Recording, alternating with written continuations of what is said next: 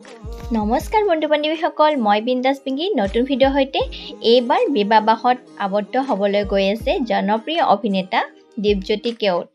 কোন হ'ব কইনা দীপজ্যোতি কেওটৰ আপোনালোকে জানেনে?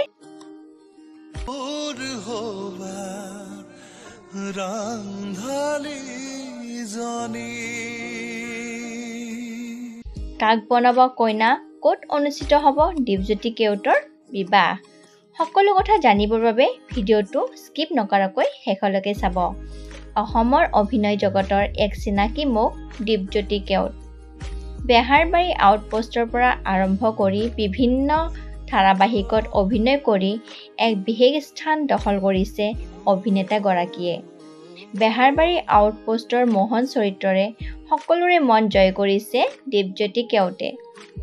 ৰিল লাইফত কমলৰ ভনীয়েকৰ প্ৰেমত পাগল হৈ থকা মোহন অৰ্থাৎ দীপজ্যোতি কেওটে অৱশেষত বিচাৰি পালে নিজৰ কইনাজনী। নতুন বছৰৰ সময়তে তেওঁ জনালে তেওঁৰ বিবাহৰ খবৰ। হয়, 2025 চনৰ ফেব্ৰুৱাৰী মাহতে হ'ব দীপজ্যোতি কেওটৰ বিয়া। নগাঁৱৰ নিজ গৃহতে তেওঁৰ বিবাহ অনুষ্ঠান পাতিব। বৰ্তমান তেওঁৰ কইনা কোন হ'ব এতিয়ালৈকে জনোৱা নাই।